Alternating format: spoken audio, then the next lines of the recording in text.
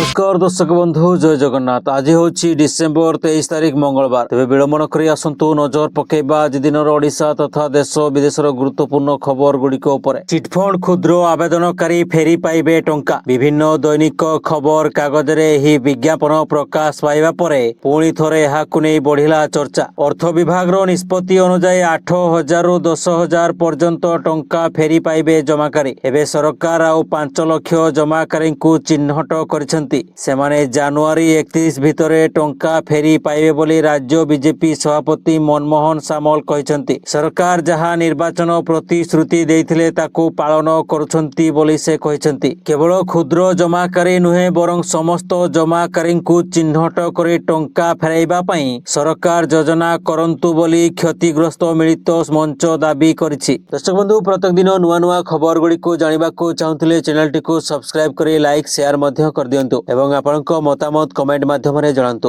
ପରବର୍ତ୍ତୀ ଖବର ପ୍ରଦୂଷଣ ସାର୍ଟିଫିକେଟ ନଥିଲେ ପେଟ୍ରୋଲ ପମ୍ପରେ ତେଲ ମିଳିବ ନାହିଁ। ସରକାରଙ୍କ ଏହି ଘୋଷଣା ପରେ ହଇରାଣରୁ ବର୍ତ୍ତିବା ପାଇଁ ପଲ୍ୟୁସନ ଟେଷ୍ଟିଂ ଭ୍ୟାନ୍ ଆଗରେ ଲୋକ ଭିଡ଼ କରୁଛନ୍ତି। ପିୟୁସି ସାର୍ଟିଫିକେଟ ଧରି ଶାନ୍ତିରେ ଘରକୁ ଫେରୁଛନ୍ତି କିନ୍ତୁ ପେଟ୍ରୋଲ ପମ୍ପରେ ପ୍ରଦୂଷଣ ବିହୀନ ପ୍ରମାଣପତ୍ର ଯାଞ୍ଚ ପାଇଁ ନିର୍ଦ୍ଦିଷ୍ଟ ବ୍ୟବସ୍ଥା ନାହିଁ। ତେଣୁ ଏହାର କାର୍ଯ୍ୟକାରିତାକୁ ନେଇ ସ୍ୱାଭାବିକ ଭାବେ ପ୍ରଶ୍ନ ଉଠୁଛି। ଏବେ ତେଲ ମିଳିବନି ସେହି ଭୟ ହିଁ ଟେଷ୍ଟିଂ ଭ୍ୟାନ୍ ଆଗରେ ଜମାଇଛି ଭିଡ଼। ଧୀରେ ଧୀରେ ଗୁରୁତ୍ୱ ହରାଉଥିବା ପିୟୁସି ସାର୍ଟିଫିକେଟ ଏବେ ଲୋକଙ୍କର ନିହାତି ଦରକାରୀ ହୋଇପଡ଼ିଛି। କିନ୍ତୁ ଗାଡ଼ିରେ ଯଦି ଫାଇନ୍ ପଡ଼ିଥିବ ତାକୁ ନ ଭରିବା ଯାଏଁ ପଲ୍ୟୁସନ ସାର୍ଟିଫିକେଟ ବାହାରୁ ନାହିଁ। ତେଣୁ କିଛି ଚାଳକ ନିରାଶ ହୋଇ ଫେରୁଛନ୍ତି। ପରବର୍ତ୍ତୀ ଖବର ଶିଳ୍ପାୟନ କେବଳ ସ୍ଲୋଗାନରେ ସୀମିତ ରହିବନି। ଅପହଞ୍ଚ ଉପାନ୍ତ ଜିଲ୍ଲାରେ ପହଞ୍ଚିବ ସରକାରଙ୍କ ଶିଳ୍ପ ବିପ୍ଳବ। ହାଇଦ୍ରାବାଦରୁ ମୁଖ୍ୟମନ୍ତ୍ରୀ ଫେରିବା ପରେ ରାଜ୍ୟବାସୀଙ୍କ ଆଗରେ ରଖିଛନ୍ତି ଶିଳ୍ପର ବ୍ଲୁ ପ୍ରିଣ୍ଟ। ଆଗକୁ ଶିଳ୍ପ ବିହୀନ ଟେଗ୍ ମୁଣ୍ଡାଇବନି ଓଡ଼ିଶାର ଗୋଟିଏ ବି ଜିଲ୍ଲା। ବର୍ଷ 2025 ଶିଳ୍ପ କ୍ଷେତ୍ରରେ ଆଣିଥିଲା ଅନେକ ସମ୍ଭାବନା। ଓଡ଼ିଶାକୁ ପୁଞ୍ଜି ନିବେଶର ହବ୍ କରିବାକୁ ଷ୍ଟେରିଂ ଧରି ଆଗକୁ ବଢ଼ିଥିଲେ ମୁଖ୍ୟମନ୍ତ୍ରୀ ମୋହନ ଚରଣ ମାଝୀ। ଗୋଟିଏ ପରେ ଗୋଟିଏ ସମ୍ମିଳନୀ ଜରିଆରେ ପୁଞ୍ଜି ନିବେଶକାରୀଙ୍କୁ ରେଡ୍ କାର୍ପେଟ ପକାଇ ନିମନ୍ତ୍ରଣ କରିଥିଲେ ମୁଖ୍ୟମନ୍ତ୍ରୀ। ତେବେ ରାଜ୍ୟର ସବୁ ଜିଲ୍ଲାକୁ ପହଞ୍ଚିବ ଶିଳ୍ପ। ଫାର୍ମା ଏବଂ ପ୍ରତିରକ୍ଷା କ୍ଷେତ୍ରରେ ଓଡ଼ିଶା ପାଇବ ନୂଆ ପରିଚୟ। ଏଥିପାଇଁ 38 ନିବେଶକଙ୍କ ସହ 1-to-1 ଆଲୋଚନା କରିଛନ୍ତି ମୁଖ୍ୟମନ୍ତ୍ରୀ। 13ଟି MOU ସ୍ୱାକ୍ଷରିତ ହେବା ସହ 27,650 କୋଟି ଟଙ୍କାର ନିବେଶ ଆସିଛି। ଯେଉଁ ସଂସ୍ଥାରେ ପ୍ରାୟ 16,000 ଯୁବବର୍ଗଙ୍କୁ ମିଳିବ ନିଯୁକ୍ତି। ପରବର୍ତ୍ତୀ ଖବର ପ୍ରଧାନମନ୍ତ୍ରୀ ନରେନ୍ଦ୍ର ମୋଦି ଗୌହାଟୀର ଲୋକପ୍ରିୟ ଗୋପୀନାଥ ବରଦଲଇ ଅନ୍ତର୍ଜାତୀୟ ବିମାନ ବନ୍ଦରରେ ନୂଆ ଟର୍ମିନାଲର ଉଦ୍ଘାଟନ କରିଛନ୍ତି। ଏହି ଟର୍ମିନାଲ ଅତ୍ୟନ୍ତ ଦ୍ରୁତ ଗତିରେ ନିର୍ମାଣ ହୋଇଛି ଏବଂ ଗୋଟିଏ ବର୍ଷର କମ୍ ସମୟରେ ଏହା ପୁରା କରାଯାଇଛି। ଟର୍ମିନାଲକୁ କାର୍ଯ୍ୟକ୍ଷମ କରିବା ପାଇଁ ସଠିକ ଯୋଜନା ଓ ସୂଚିତ ବ୍ୟବସ୍ଥା କରାଯାଇଥିଲା। ଏହି ନୂଆ ଟର୍ମିନାଲକୁ ଦି ବାଉନ୍ସ ଅର୍କିଡ୍ସ ନାମ ଦିଆଯାଇଛି। ଏହା ଆସାମର ପ୍ରସିଦ୍ଧ ଫକ୍ସଟେଲ ଅର୍କିଡ ଫୁଲ ଏବଂ ଉତ୍ତର ପୂର୍ବ ଭାରତର ସ୍ଥାନୀୟ ବାଉଁଶ ଉପରେ ଆଧାରିତ। ପରବର୍ତ୍ତୀ ଖବର କେନ୍ଦ୍ର ଶିକ୍ଷାମନ୍ତ୍ରୀ ଧର୍ମେନ୍ଦ୍ର ପ୍ରଧାନ ଗତକାଲି ଓଡ଼ିଶାର ମୁଖ୍ୟମନ୍ତ୍ରୀ ମୋହନ ଚରଣ ମାଝୀଙ୍କୁ ଏକ ଚିଠି ଲେଖିଛନ୍ତି। ଏହି ଚିଠି ମାଧ୍ୟମରେ ଓଡ଼ିଶା ରାଜ୍ୟ ପଛୁଆ ବର୍ଗ ଆୟୋଗର ତୁରନ୍ତ ପୁନର୍ଗଠନ ପାଇଁ ଅନୁରୋଧ କରିଛନ୍ତି। ସାମାଜିକ ନ୍ୟାୟ ପ୍ରଦାନ ଏବଂ ପଛୁଆ ବର୍ଗର ଲୋକଙ୍କ ଆଶା ଆକାଂକ୍ଷା ପୂରଣ ଦିଗରେ ଏହା ଏକ ଗୁରୁତ୍ୱପୂର୍ଣ୍ଣ ପଦକ୍ଷେପ ହେବ ବୋଲି ସେ ଏହି ପତ୍ରରେ ଉଲ୍ଲେଖ କରିଛନ୍ତି। ନୂତନ ଜାତିକୁ SCBC ତାଲିକାରେ ଅନ୍ତର୍ଭୁକ୍ତ କରିବା, ଅଭିଯୋଗର ସମାଧାନ କରିବା ଏବଂ ପଛୁଆ ବର୍ଗଙ୍କ ପାଇଁ ସରକାରଙ୍କୁ ନୀତିଗତ ପରାମର୍ଶ ଦେବାରେ OSBCଙ୍କ ମୁଖ୍ୟ ଭୂମିକା ରହିଛି। ପରବର୍ତ୍ତୀ ଖବର ବାଂଲାଦେଶରେ ଛାତ୍ର ନେତା ଉସ୍ମାନ ହାଦିର ହତ୍ୟା ପରେ ବ୍ୟାପ୍ତ ହିଂସା ଥମିବା ପୂର୍ବରୁ ଆଉ ଏକ ସମାନ ଘଟଣା ଘଟିଯାଇଛି। ଅଜ୍ଞାତ ଆକ୍ରମଣକାରୀ ନ୍ୟାସନାଲ ସିଟିଜେନ ପାର୍ଟି NCP ନେତାଙ୍କ ଉପରେ ଆକ୍ରମଣ କରିଛନ୍ତି। ଏହି ଘଟଣା ଦେଶରେ ଜାରି ଉତ୍ତେଜନାକୁ ଆହୁରି ବଢ଼ାଇ ଦେଇଛି। ସୂଚନା ଅନୁସାରେ ସିକଦରକୁ ସୋମବାର ଗୁଳି କରାଯାଇଛି। ଗୁଳି ମୁଣ୍ଡର ବାମ ପଟେ ବାଜିଛି। ଗୁଳିମାଡ଼ରେ ଆହତ ସିକଦରକୁ ତୁରନ୍ତ ହସ୍ପିଟାଲ ନିଆଯାଇଥିବା ବେଳେ ତାର ଚିକିତ୍ସା ଜାରି ରହିଛି। ହାଦିର ହତ୍ୟା ପରେ କେତେକ ସହରରେ ସଡ଼କ ଜାମ୍, ଭଙ୍ଗାରୁଜା ଏବଂ ସଂଘର୍ଷର ଘଟଣା ସାମ୍ନାକୁ ଆସିଛି। ପରବର୍ତ୍ତୀ ଖବର ଭାରତ ଏବଂ ବାଂଲାଦେଶ ମଧ୍ୟରେ ଦ୍ୱିପାକ୍ଷିକ ସମ୍ପର୍କରେ ବଡ଼ ଧରଣର ଅବନତି ଘଟିଛି। ଗୋଟିଏ ପଟେ ଭାରତ ଚଟ୍ଟଗ୍ରାମରେ ଭିସା ସେବା ସ୍ଥଗିତ ରଖିଥିବା ବେଳେ ଏହାର ପାଲଟା ଜବାବରେ ବାଂଲାଦେଶ ସହ ସୋମବାର ଠାରୁ ନୂଆଦିଲ୍ଲୀ ସ୍ଥିତ ନିଜର ହାଇ କମିଶନରେ ଭାରତୀୟଙ୍କ ପାଇଁ ଭିସା ଏବଂ କନସୁଲାର ସେବାକୁ ଅନିର୍ଦ୍ଦିଷ୍ଟ କାଳ ପାଇଁ ବନ୍ଦ କରିଦେଇଛି। ବାଂଲାଦେଶର ଜଣେ ପ୍ରମୁଖ ଯୁବ ନେତା ଶରୀଫ ଏବଂ ଉସ୍ମାନ ହାଦିଙ୍କ ମୃତ୍ୟୁ ପରେ ପରିସ୍ଥିତି ଜଟିଳ ହୋଇଛି।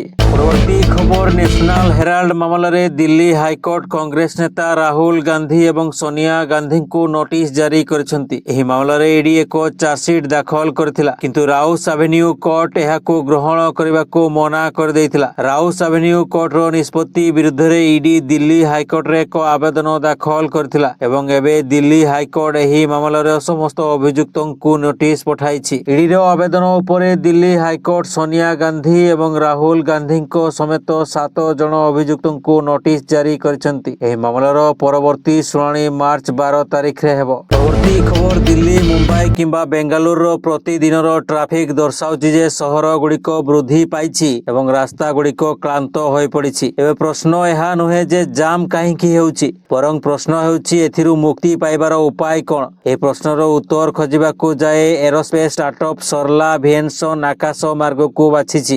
ଆକାଶରେ ଉଡ଼ନ୍ତା ଟ୍ୟାକ୍ସିର ସ୍ୱପ୍ନ ସହିତ କମ୍ପାନୀ ଏହାର ପ୍ରଥମ ଏୟାର ଟ୍ୟାକ୍ସି ପ୍ରୋଗ୍ରାମର ଗ୍ରାଉଣ୍ଡ ଟେଷ୍ଟିଂ ଆରମ୍ଭ କରିଦେଇଛି। ଏପର୍ଯ୍ୟନ୍ତ ଉଡ଼ାଣ କେବଳ ବିମାନ ଏବଂ ବଡ଼ ବିମାନ ବନ୍ଦର ମଧ୍ୟରେ ସୀମିତ ଥିଲା, କିନ୍ତୁ ଯଦି ସବୁକିଛି ଯୋଜନା ମୁତାବକ ଚାଲେ ତେବେ ଆଗାମୀ କିଛି ବର୍ଷ ମଧ୍ୟରେ ଆପଣ ଆକାଶରେ ଉଡ଼ି ଅଫିସ ଯାଇପାରିବେ। ଏୟାର ଟ୍ୟାକ୍ସି ସେବାର ଆବଶ୍ୟକତା ମଧ୍ୟରେ ଭାରତ ଏହି କ୍ଷେତ୍ରରେ ଖୁବ୍ ଶୀଘ୍ର ଇତିହାସ ରଚିବାକୁ ଯାଉଛି। ପରବର୍ତ୍ତୀ ଖବର ଜଙ୍ଗଲ ବିଭାଗର ଥାର କିଣା ଓ ମଡିଫିକେସନର ହେବ ସ୍ୱତନ୍ତ୍ର ଅଡିଟ୍। ଜଙ୍ଗଲ ଏବଂ ପରିବେଶ ମନ୍ତ୍ରୀ ଗଣେଶ ରାମ ସିଂ ଖୁଣ୍ଟିଆଙ୍କ ସୂଚନା। ପିସିସିଏଫଙ୍କ କାର୍ଯ୍ୟାଳୟ ପକ୍ଷରୁ ସ୍ୱତନ୍ତ୍ର ଅଡିଟ୍ କରାଯିବ ବୋଲି କହିଛନ୍ତି ମନ୍ତ୍ରୀ। 7 କୋଟି ଟଙ୍କାରେ 51ଟି ଥାର କିଣିଥିଲା ଜଙ୍ଗଲ ବିଭାଗ, ହେଲେ ମଡିଫିକେସନ ଖର୍ଚ୍ଚ ହୋଇଥିଲା 5 କୋଟି ଟଙ୍କା। ପରବର୍ତ୍ତୀ ଖବର ବିଶ୍ୱ ବାଣିଜ୍ୟ କ୍ଷେତ୍ରରେ ଭାରତ ଆଉ ଏକ ବଡ଼ କୂଟନୈତିକ ସଫଳତା ହାସଲ କରିଛି। ପ୍ରଧାନମନ୍ତ୍ରୀ ନରେନ୍ଦ୍ର ମୋଦି ଏବଂ ନ୍ୟୁଜିଲାଣ୍ଡ ପ୍ରଧାନମନ୍ତ୍ରୀ କ୍ରିଷ୍ଟୋଫର ଲକ୍ସନଙ୍କ ମଧ୍ୟରେ ଏକ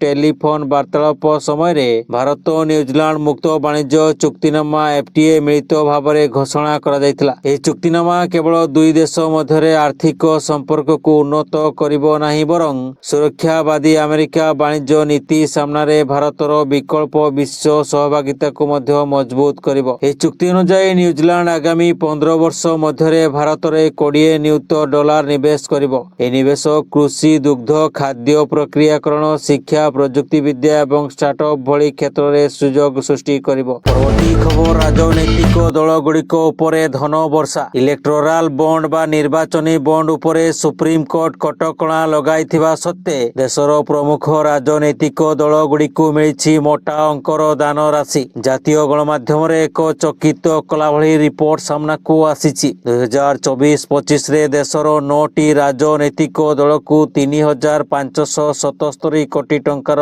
ପାଣ୍ଠି ଆସିଛି। ଏଥିରୁ ସର୍ବାଧିକ ସ୍ୱେଚ୍ଛାକୃତ ଦାନ ଭାରତୀୟ ଜନତା ପାର୍ଟି BJP ପାଣ୍ଠିକୁ ଆସିଛି।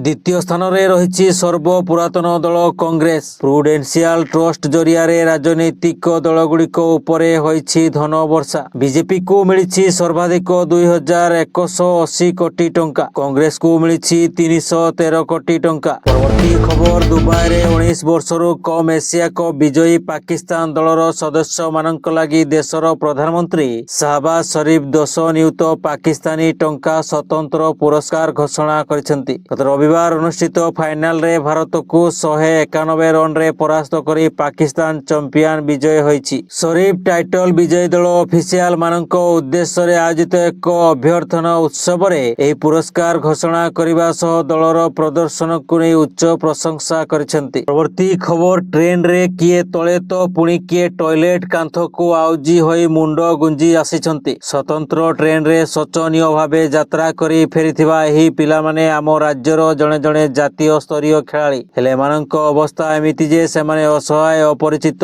ଅଣଦେଖା ଭାବେ ଦୟନୀୟ ସ୍ଥିତିରେ ଟ୍ରେନ ଭିତରେ ତଳେ ବସି ଘର ବାହୁଡ଼ା ହେଇଛନ୍ତି। ବାସ୍ତବରେ ଓଡ଼ିଶା ରାଜ୍ୟର କ୍ରୀଡ଼ା ବିଭାଗ ପାଇଁ ଏହା ଅତ୍ୟନ୍ତ ଲଜ୍ଜାଜନକ ଏବଂ ଚିନ୍ତାଜନକ ବିଷୟ। ଆମ ରାଜ୍ୟ ସ୍କୁଲର କୁସ୍ତି ଖେଳାଳିମାନେ ଜାତୀୟ ବିଦ୍ୟାଳୟ କୁସ୍ତି ଚାମ୍ପିଅନସିପ୍ରେ ଯୋଗ ଦେବା ପାଇଁ ଉତ୍ତରପ୍ରଦେଶର ବାଲିଆ ଯାଇଥିଲେ, କିନ୍ତୁ ସେମାନଙ୍କ ପାଇଁ ରିଜର୍ଭେସନ ରେଳ ଟିକେଟ ଗୋଟିଏ ରଖାଯାଇନଥିଲା। ସେମାନେ ଏହିଭଳି ଅବସ୍ଥାରେ ଟ୍ରେନରେ ଘରକୁ ଫେରିଛନ୍ତି। ତେବେ ଏପରି ପ୍ରବୃତ୍ତିକୁ ତୁରନ୍ତ ରୋକାଯିବା ଆବଶ୍ୟକ, ନହେଲେ ଏପରି ଚିତ୍ର ଦେଖିବା ପରେ ପିଲାମାନେ ଖେଳ ପ୍ରତି ମନ ବଳାଇବେ ନାହିଁ। ପରବର୍ତ୍ତୀ ଖବର, ବିଶ୍ୱ ବାଣିଜ୍ୟ କ୍ଷେତ୍ରରେ ଭାରତ ଆଉ ଏକ ବଡ଼ କୂଟନୈତିକ ସଫଳତା ହାସଲ କରିଛି। ପ୍ରଧାନମନ୍ତ୍ରୀ ନରେନ୍ଦ୍ର ମୋଦି ଏବଂ ନ୍ୟୁଜିଲାଣ୍ଡ ପ୍ରଧାନମନ୍ତ୍ରୀ କ୍ରିଷ୍ଟୋଫର ଲକ୍ସନଙ୍କ ମଧ୍ୟରେ ଏକ ଟେଲିଫୋନ ବାର୍ତ୍ତାଳାପ ସମୟରେ ଭାରତ ଓ ନ୍ୟୁଜିଲାଣ୍ଡ ମୁକ୍ତ ବାଣିଜ୍ୟ ଚୁକ୍ତିନାମା FTA ମିଳିତ ଭାବରେ ଘୋଷଣା କରାଯାଇଥିଲା। ଏହି ଚୁକ୍ତିନାମା କେବଳ ଦୁଇ ଦେଶ ମଧ୍ୟରେ ଆର୍ଥିକ ସମ୍ପର୍କକୁ ଉନ୍ନତ କରିବ ନାହିଁ, ବରଂ ସୁରକ୍ଷାବାଦୀ। ଦର୍ଶକ ବନ୍ଧୁ, ଖବର ଗୁଡ଼ିକୁ ଆପଣ ଶେଷ ପର୍ଯ୍ୟନ୍ତ ଦେଖିଥିବାରୁ ଆପଣଙ୍କୁ ଅଶେଷ ଅଶେଷ ଧନ୍ୟବାଦ। ପୁଣି ଆସନ୍ତାକାଲି ନୂଆ ଖବର ନେଇ ଆପଣଙ୍କ ପାଖରେ ପହଞ୍ଚିବୁ। ସେତେବେଳେ ପର୍ଯ୍ୟନ୍ତ ବିଦାୟ ଦିଅନ୍ତୁ। ଧନ୍ୟବାଦ।